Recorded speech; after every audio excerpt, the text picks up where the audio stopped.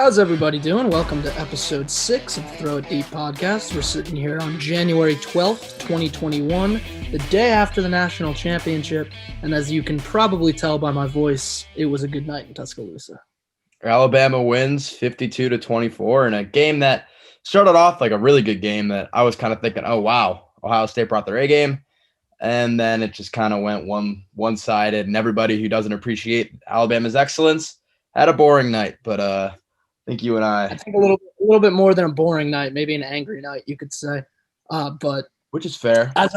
As I just said, apologies for my voice if I have any bad voice cracks during it. I kind of lost my entire voice last night, but we still decided to record today. Yeah, national champs. Which is awesome. You get a national championship during your 4 years on campus. Yeah, I mean, I think it was actually you who said it in the group chat yesterday about, the 1 year the Patriots don't make the playoffs. I get this. I'm a spoiled sports fan, without a doubt.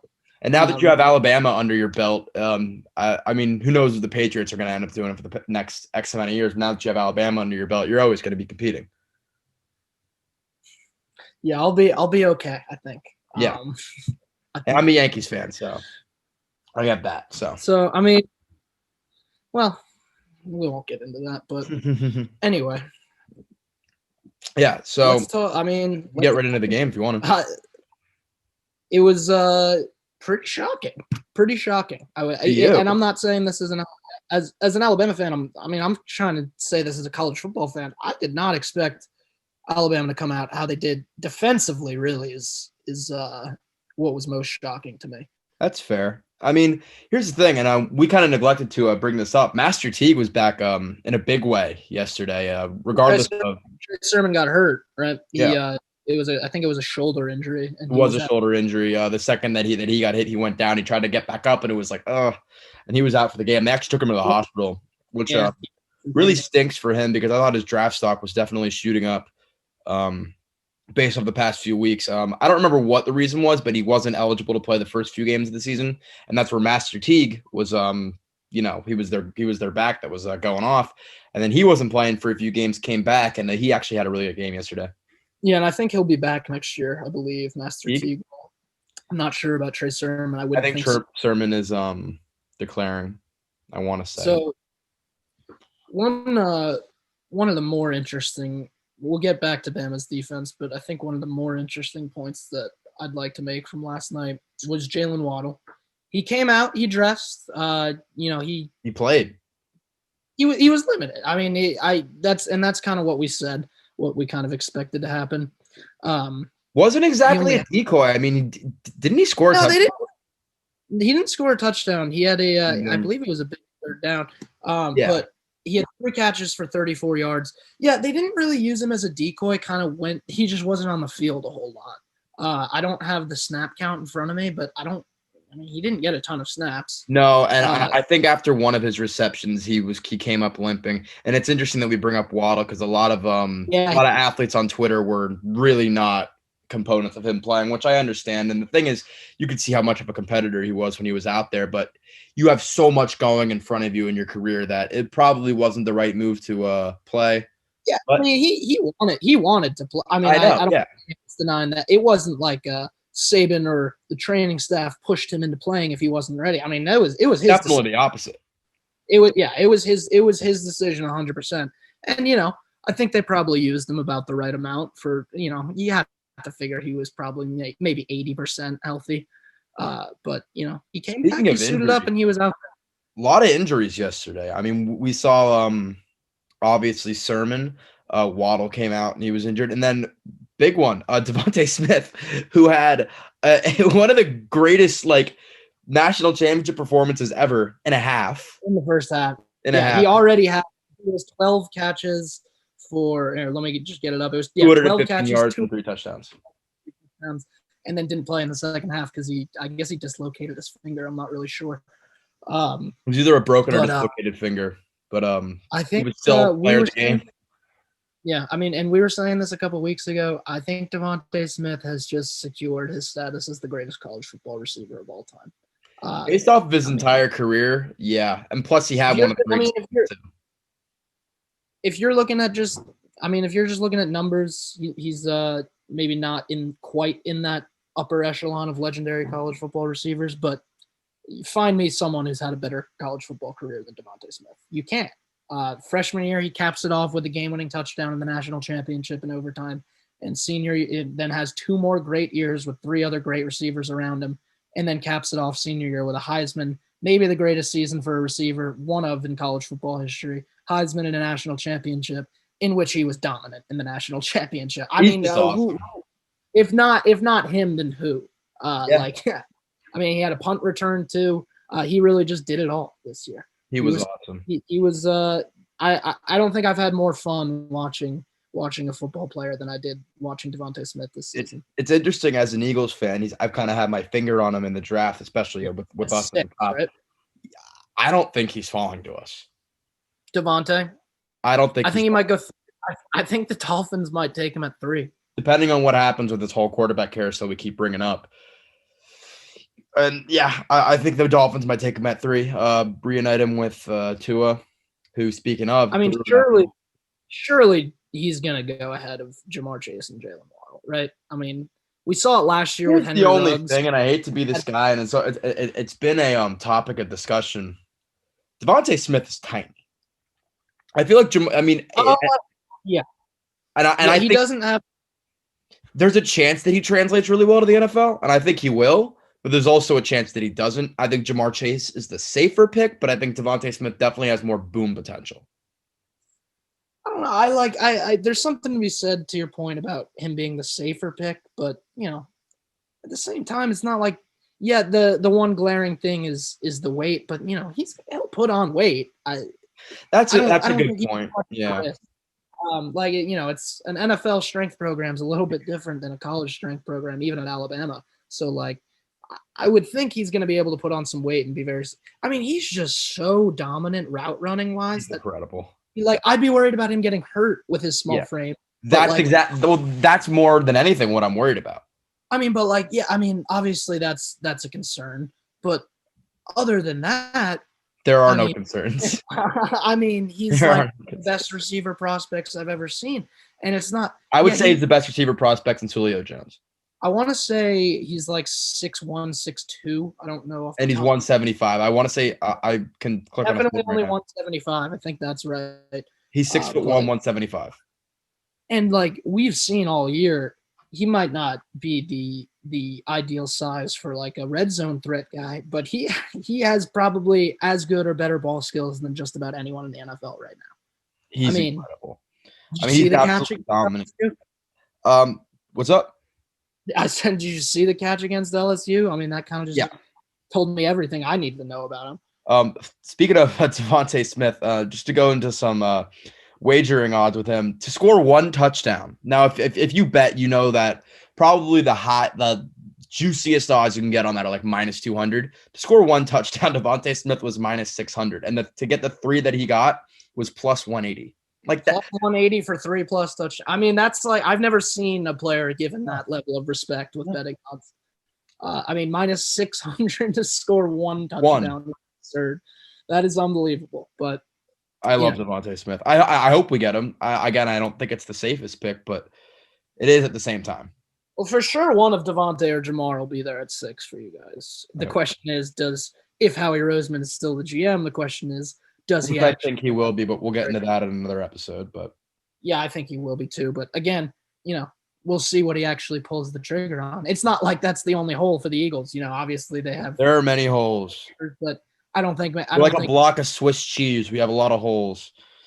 I don't think you or any other Eagles fan would be too upset with the drafting of say a Patrick Surtain or someone like that. Well, I want Chase, Surtain, or Smith, so in no order. So if I get one of the 3, I'm going to be happy. But knowing us, we're going to draft some defensive tackle or something. The only position we don't need. So yeah, that would track as regular Eagles stuff. But yeah. Anyway, one guy we've been talking about a lot since the semifinal games is Justin Fields, and I think Fields played a good game.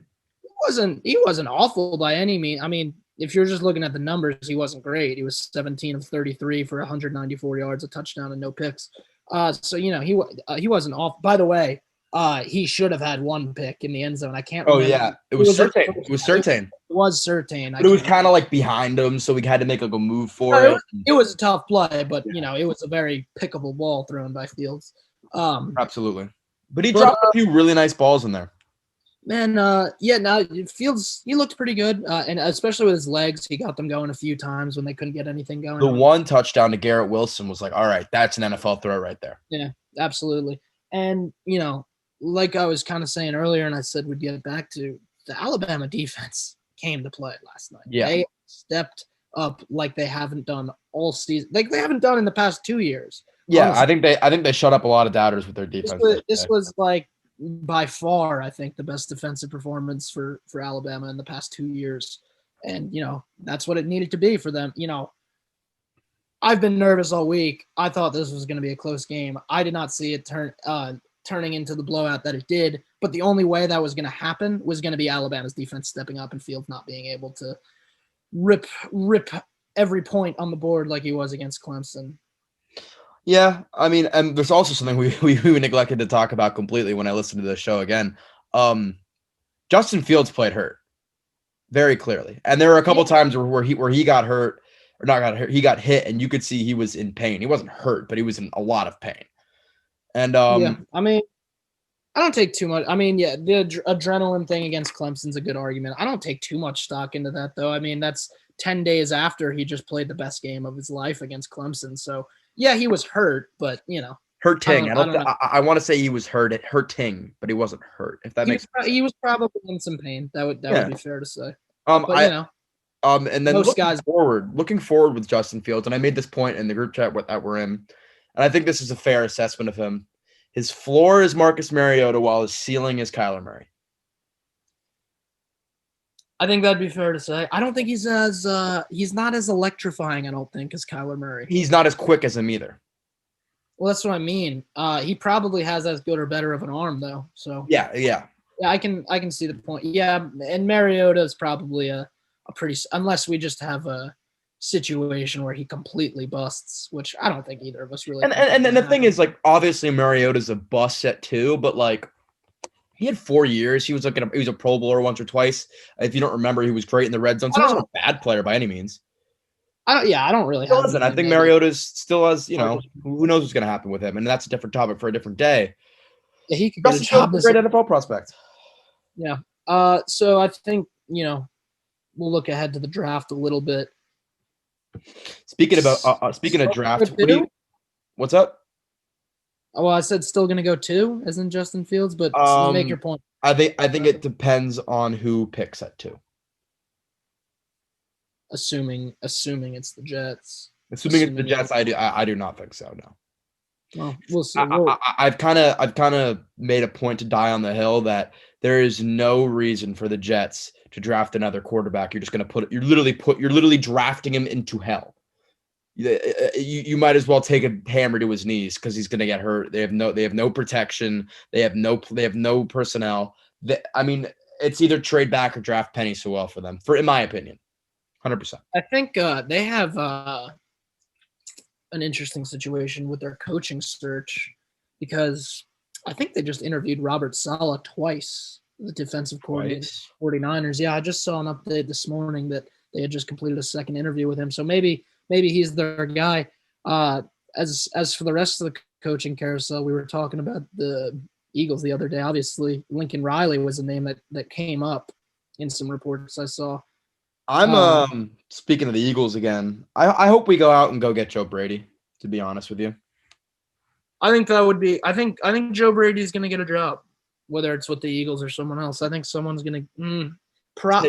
There's a good chance this cycle that he gets a head coaching job, but if not this one and he stays in Carolina and has another decent year, he's next up 100%. It'd be really interesting if he did get a job because he'd have 3 jobs in 3 years being as good of a offensive mind that he is.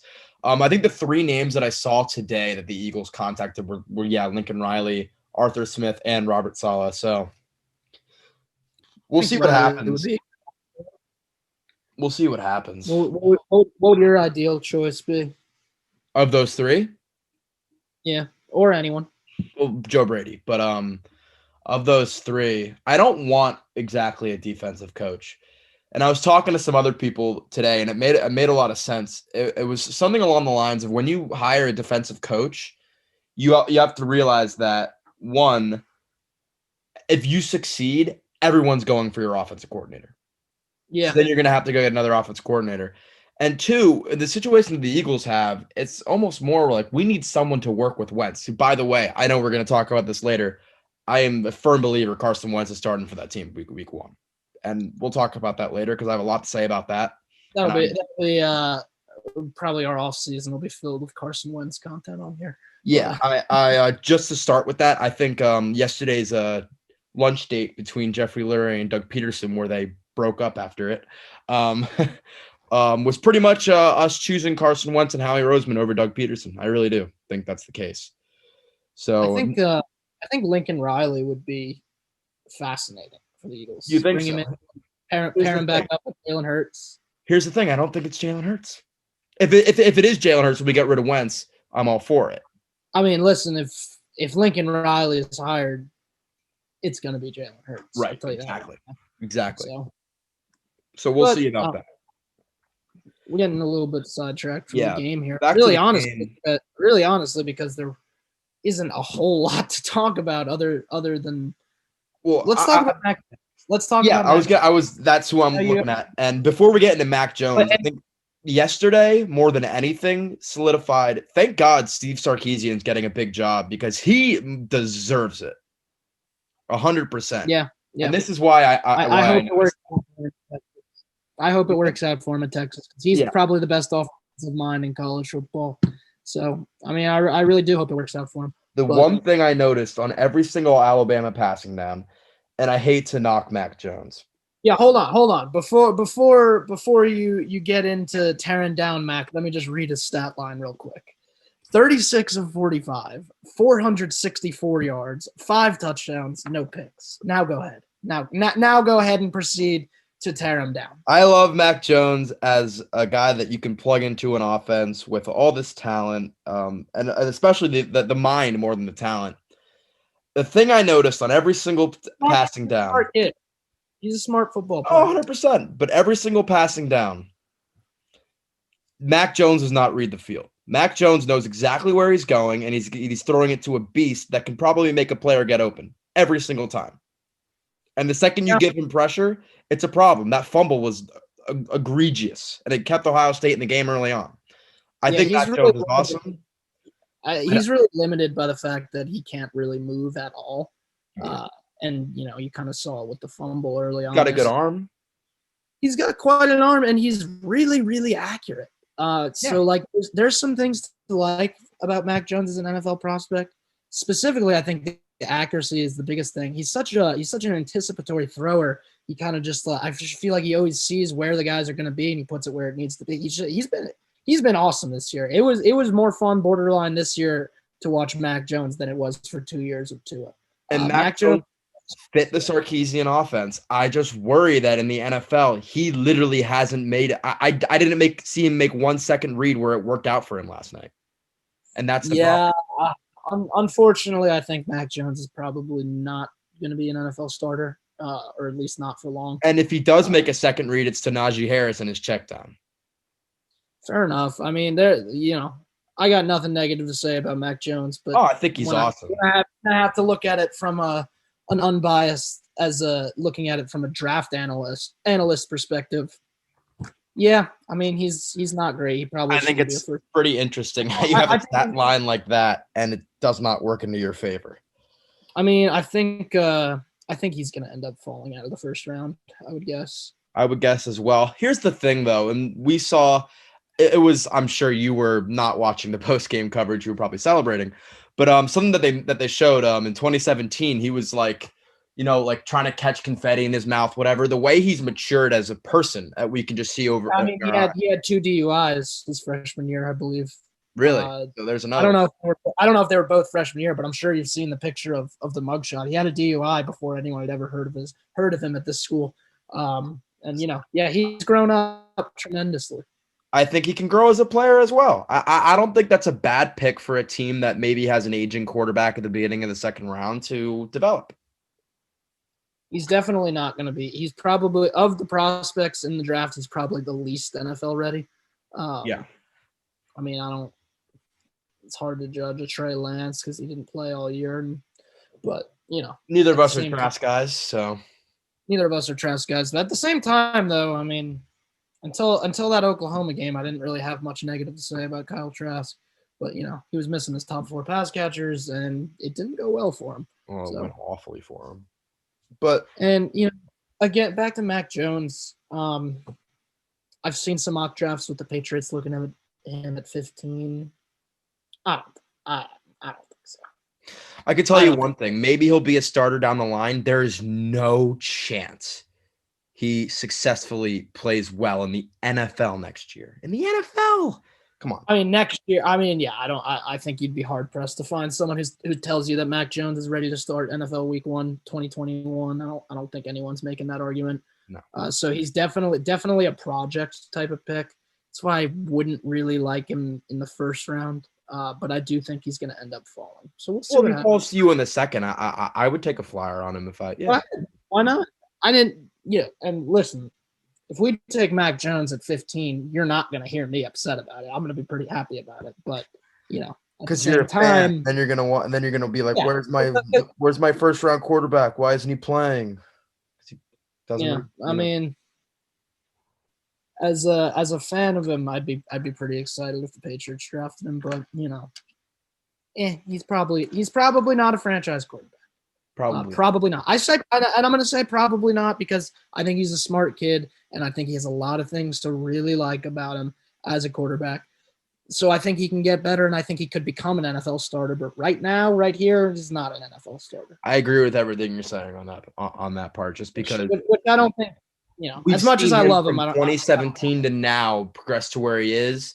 How about 2021 to 2023, 24? We'll see. I'll tell you what, man. It's not out of the realm of possibility that he comes back. I really don't think it is. I'll be honest with you. Yeah. Because he doesn't need to develop. He needs to get better if he wants to be successful in the NFL. Next year is going to be a completely new challenge for them with a new offensive coordinator who, by the way, the news broke somehow during the game last night. It looks like Bill O'Brien is going to be the next offensive coordinator at Alabama. Oh, really? Okay. Yeah. I didn't see that.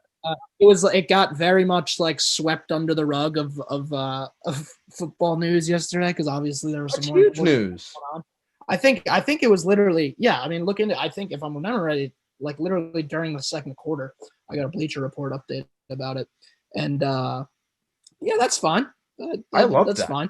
Bill O'Brien was an awesome college coach. I thought when I saw him with that Penn State team, you do remember, and you all remember, where they couldn't have postseason play, and the program really. We don't need to go and get into why. You know why. I thought the way he treated that situation and the way the players banded behind him. Obviously, he gets the Texans job and runs with it. You get an NFL job; it's hard to turn down. I thought he was the next guy at Penn State for 20, 30 years, and that's probably going to be James Franklin. But I think that's awesome. I think that's a huge pickup for you guys because you kind of pick up where you left off. Yeah, and he was very solid as offensive coordinator of the Patriots. I have again we said it on the last show. General manager Bill O'Brien, no good. But there's no general managing going on here. So offensive coordinator Bill O'Brien, sure, why not? And like we were just saying, I think coming in next year. It's a new challenge. You have a new offensive coordinator. You're going to have a completely new offensive line. You're going to have a completely new set of receivers, pretty much. The only one that's going to be coming back is John Mechie probably, and I guess Slade Bolden. But, it's a new challenge for him. So, if he came back next year and had another great year and Alabama didn't miss a beat on offense, he'd probably play himself into the top 10 pick convention, I think, in that scenario. Yeah. But there's also the other side of it where I was saying on, I think 2 shows ago, if he comes back next year and struggles, he might not get drafted. I think right now, I think worst case scenario, if he declares for him, is probably 3rd round pick. That's worst case scenario. And I think I've discussed this with many people. And you look at guys like EJ Manuel and guys like Christian Ponder getting picked in the first round. teams get desperate for quarterbacks. So I think Mac Jones, like, very rare. Like, it would be very, if you played the simulation 100 times, I think only 5 to 10 times does he fall out of the second. So yeah, and it's really a balance of points. I mean, because you could see him coming back, and again, if he has a good year, he's probably going to be a top 10 pick. But if we're talking worst case scenarios, he comes back and struggles. The worst case scenario is that he doesn't get drafted. Comes back, gets benched for Bryce Young. Yeah, that would be a disaster for him. He should leave. He should leave because Bryce Young is that good that if Mac Jones struggles next year, Saban's he got a couple snaps yesterday. Yeah, he got I was kind of disappointed to see him not, they didn't give him any passing plays, but they were also up by like 30. So he came into the game. I was already out of my house and down at the strip, but he's the real deal. And I don't think Saban is going to let what happened to Justin Fields and Jake Fromm and Kirby Smart at Georgia. I don't think he's going to let that happen. Unless Mac is really the best man for the job between the two of them next year, which is possible. Really interesting that I just thought of. Imagine if they had let Fields play and he was on Georgia this year. You might be looking at it. You might be looking at a completely different landscape here. Oh, like you're saying if he never transferred? Yeah. Georgia would have won the national championship this year. Yeah. And I like JT Daniels. Georgia maybe would have won the national championship last year too. I really think that.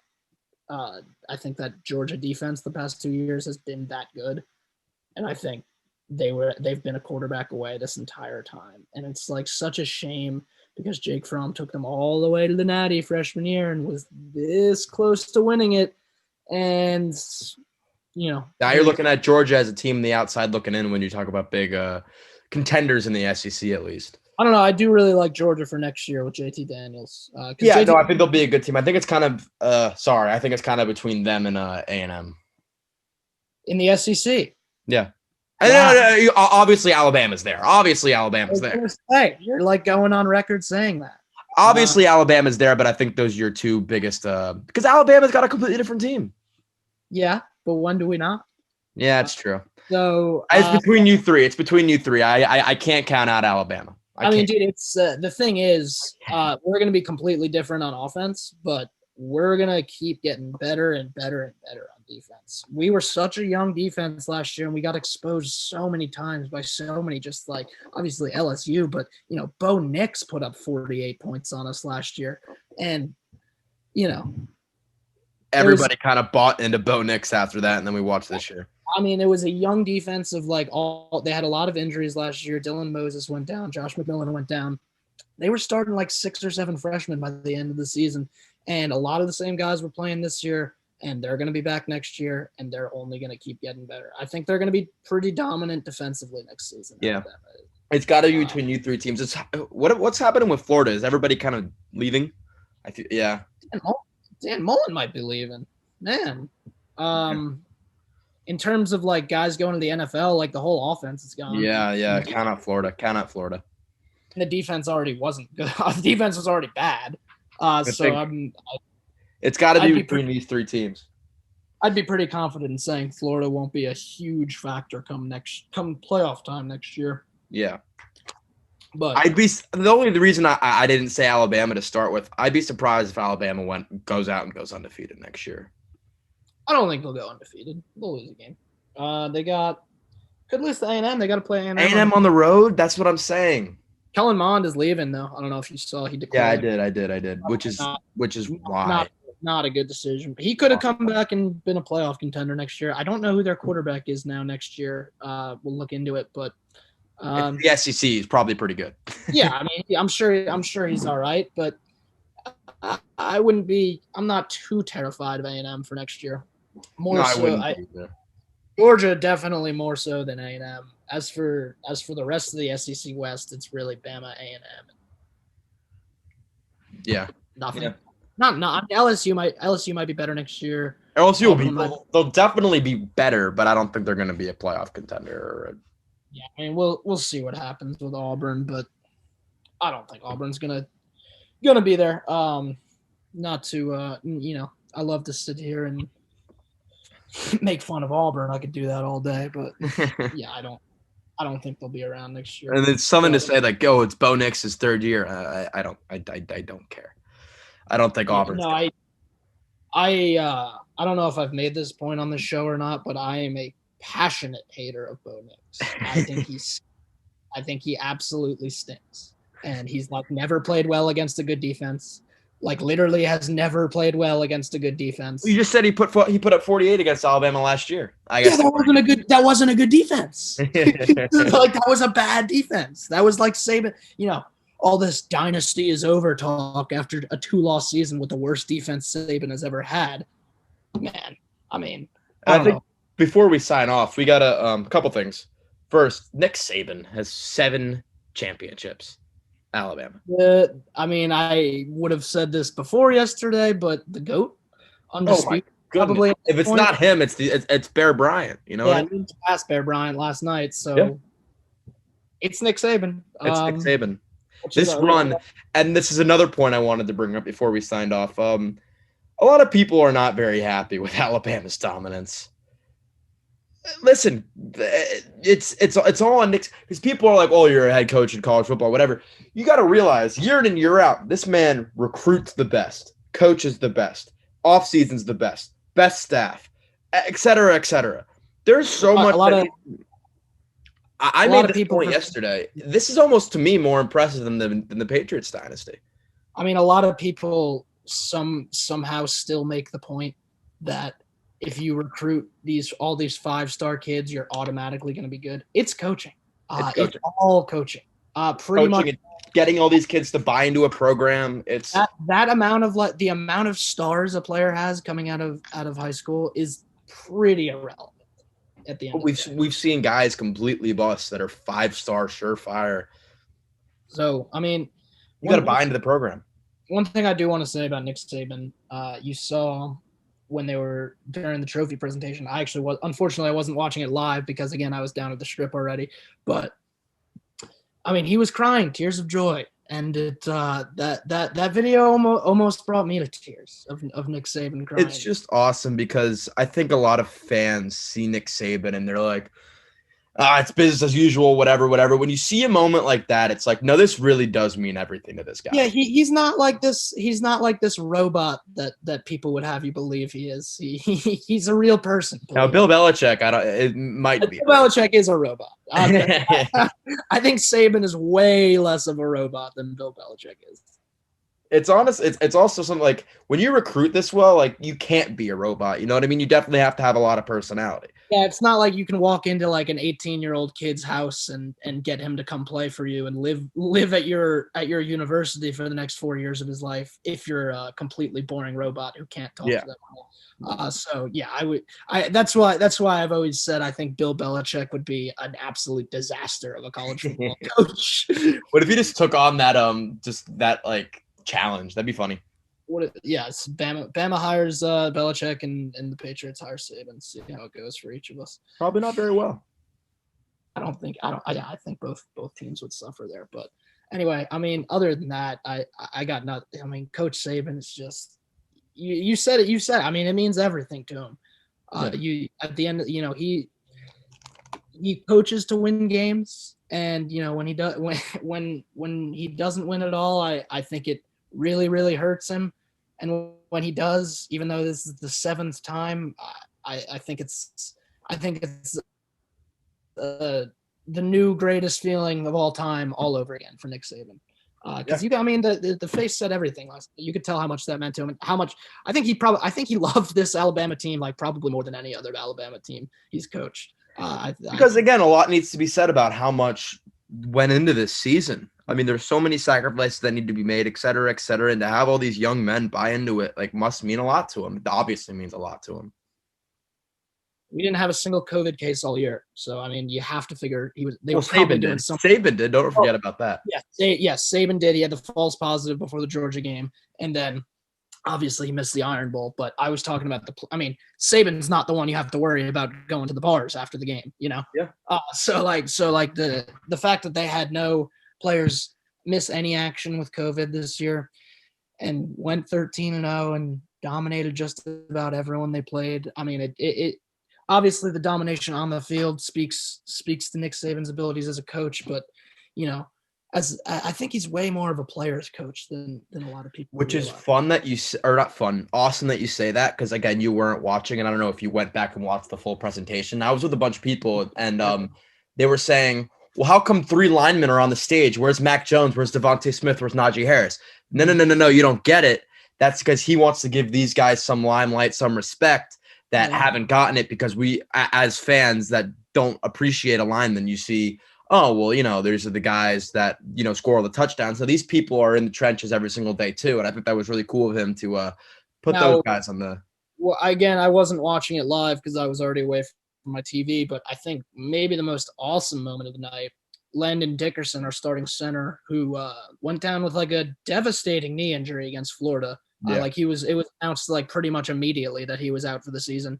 He was dressed for the national championship and he was taking snaps pregame. Obviously, he didn't start, but Saban brought him in, and for the kneel down to Bryce Young, he let him come in and take a couple snaps to finish off the game, which was just awesome to see. Because you saw when Dickerson went down, he was a grad transfer this year, as his first year playing. You saw how much he means to that team. Just literally the entire team coming out to the cart to wish him well, and it was just an awesome moment. Last night was just awesome. Again, you adding on to the thing where it's more than just this Alabama factory that people don't understand. It's appreciate greatness. When people don't understand this, it's like, it's not just this factory of winning and no fun and whatever. This is a team that practices together, eats together, sleeps together, and like for them to accomplish all this so many times, it's just, that's the reason why I am not I'm not a fan. I support and I appreciate and I love everything that Nick Saban does, and every single time they're at the top, it's not like, oh, there's no parity. It's, wow, they really did it again. Other than that, unless you have any closing points, I think that would probably wrap it up for our national championship recap here. I think the only thing that I could be upset about is that the college football season is come to an end. We're getting really to the bare bones of football season overall, which is incredibly sad, but it happens every year. That's what makes it so special at the same time. Yeah. So, other than that, we're probably gonna not record another show until after the divisional round, and we'll recap that and preview championship weekend. But other than that, this will probably come out tomorrow on Wednesday. Yeah, it will. It's Tuesday now, but we'll probably see you guys early next week. All right. Yeah. Thanks for listening. Thank you for listening, and roll tide. Roll tide.